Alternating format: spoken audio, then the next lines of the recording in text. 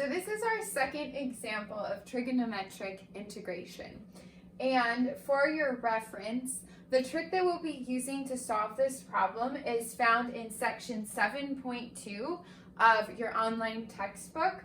I would highly recommend that you go and look at this and make sure that you understand it well.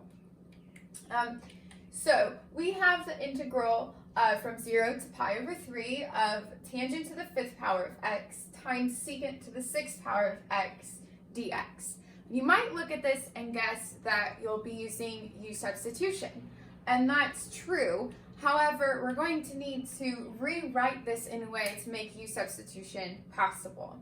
And that's where we'll use this strategy found in section 7.2 of your book.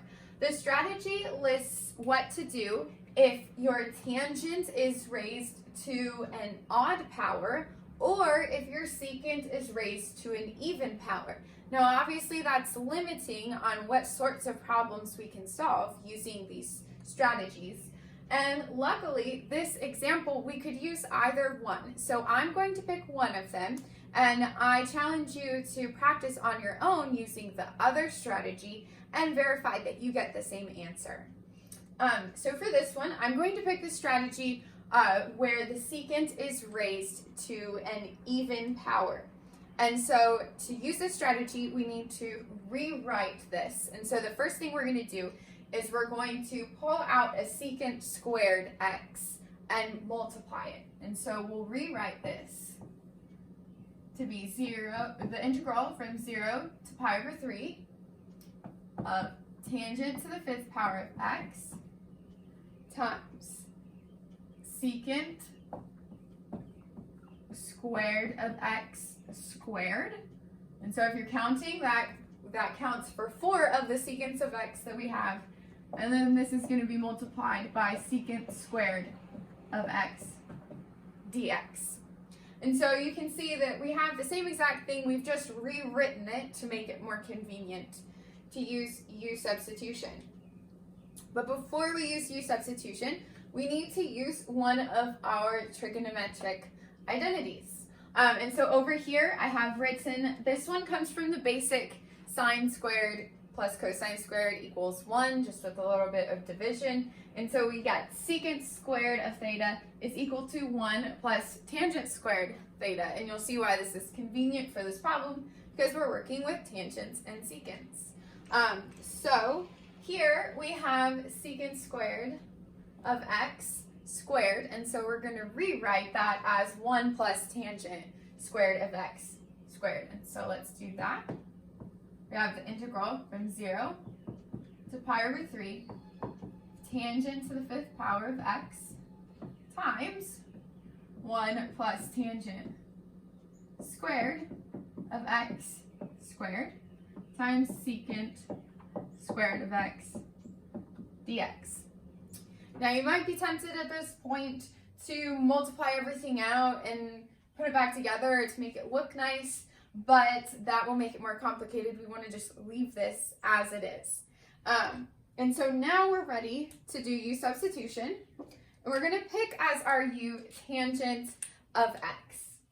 So our u will be tangent of x, and our du will then be secant squared of x dx. And so now you'll see why we picked our u to be tangent is because its derivative is secant squared of x. And so we're able to get rid of this extra secant squared dx. This is why we pulled it out, so that we would have that to be equal to our du when we do u substitution.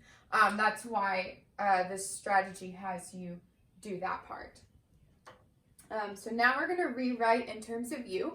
And this is a definite integral, meaning we have bounds. So be careful whenever you're using u substitution that you change the bounds to reflect your new variable. So this is going to be equal to the tangent of 0, the integral from the tangent of 0 to the tangent of pi over 3. And so now we have u is tangent of x, so we have u to the 5th power times 1 plus u squared, and then remember this part is just du. All right, so now we can go ahead and multiply this out since we have it in terms of u,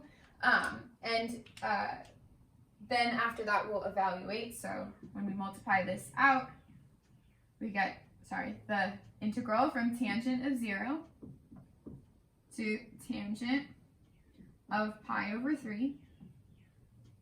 And we'll end up having u to the 5th power plus 2u to the 7th power plus u to the 9th power du.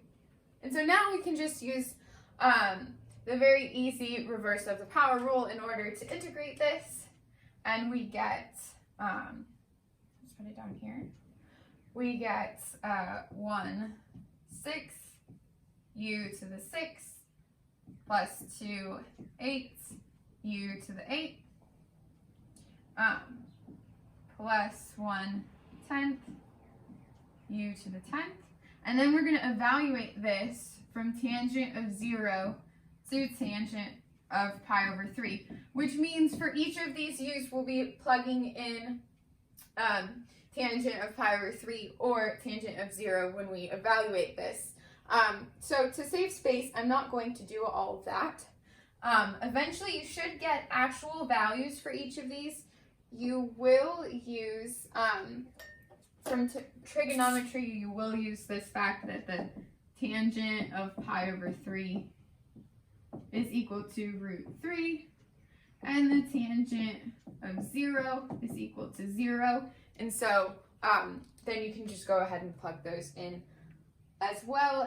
And so the answer you should get is 2,943/60. So that's kind of a random fraction. It doesn't work out too nicely. But here we saw the convenience of this strategy from section 7.2, where we paid attention to the fact that our secant was being raised to an even power.